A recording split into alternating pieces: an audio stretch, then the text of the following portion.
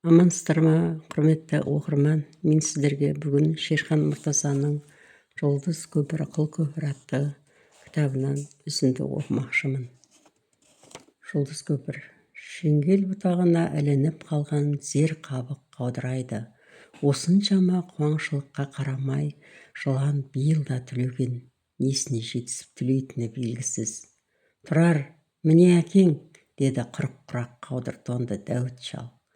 Басындағы түлкі тымақ ескіргені сонша, қотыр мысықтың терісіндей әр жері ұйпалақ екен. Тұрар төмпешікке тесіле қарап қалт тоқтады. Қасындағы Қабылбек сармолдайып бір адам кейін қалды. Жеңгел бұтағына ілініп қалған зер қабық діріл қағып қаудырайды. Күн қақтап, жел жұлмалаған жылан жейде әр жерінен жыртылып өрім-өрім болған екен.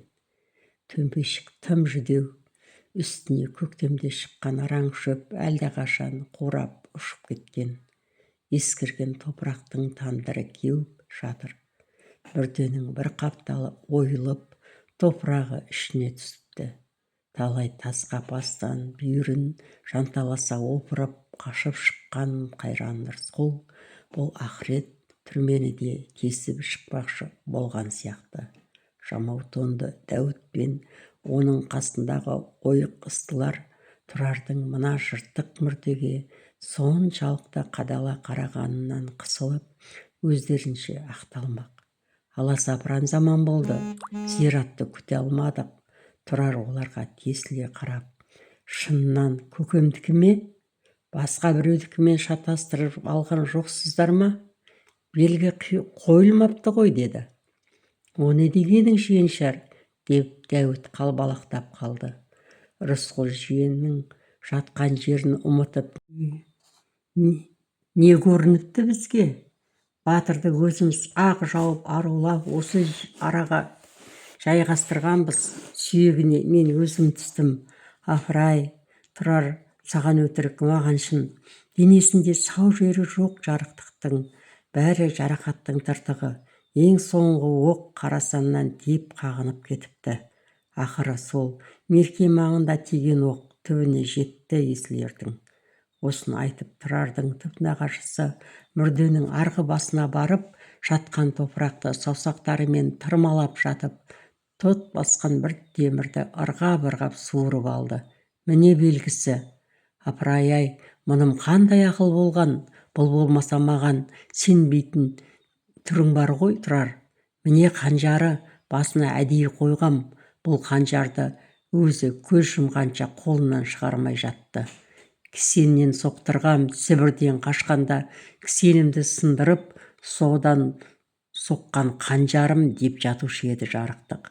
Әкел мына жаққа іліп қояйын десем, жоқ, жау келіп қалады деп бермейтін. Тұрар топырақ тұтқан тот қанжарды Дәуіт шалдың қолынан абайлап алып, ақырын ғана ернін тигізді. Бүлдіргендей қызыл ерін мен бармақтай қара мұртқа бірер түйір сұр топырақ жабысып қалды. Бұл көкесімен көріскені еді. Көкесінің көзін көрген, тірісінде серігі болған қанжарды қасиет тұтқан пәруана мұсылманның Құран сүйгеніндей құрмет көрсеткені еді. Қанжарды енді Тұрардың қолынан Қабылбек алып, сағағына салмақтап тұрып, опырай-ай, ауыр ғой, деді. Ауыр, Қабылбек шырағым, деді Дәуіт шал.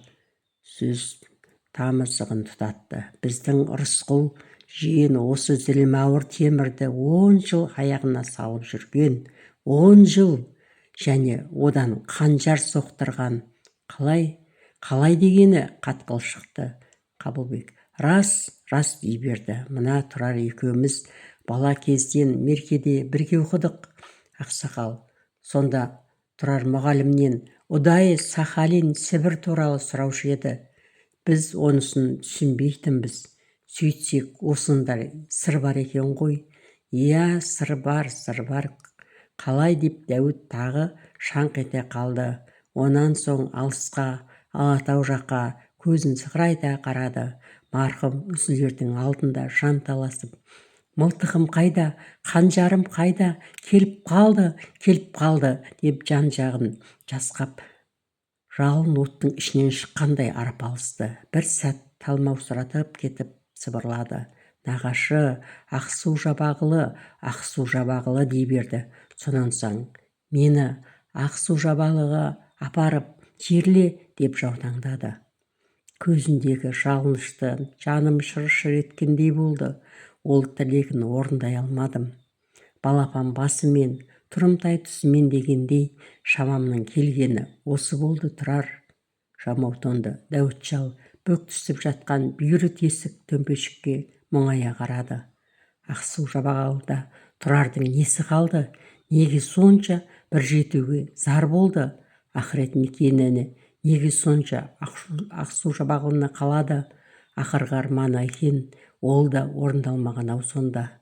Сонау ит жеккенде 10 жыл жүріп жалаң аяқ, жар кешіп, қызыл аяқ қар кешіп, тілерсегін кескен кісен қиып ақбақай болғаны бұғаулы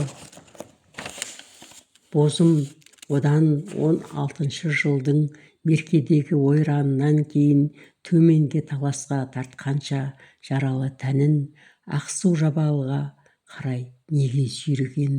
Иә, адам өмірі көпір секілді. Бірі жұлдыздай жарқырап өтеді, бірі құл көпірден өткендей сынақпен өтеді. Әр адамның өз жолы бар. Біреуі бақытын оңай жетеді, біреу қиындықпен шыңдалады.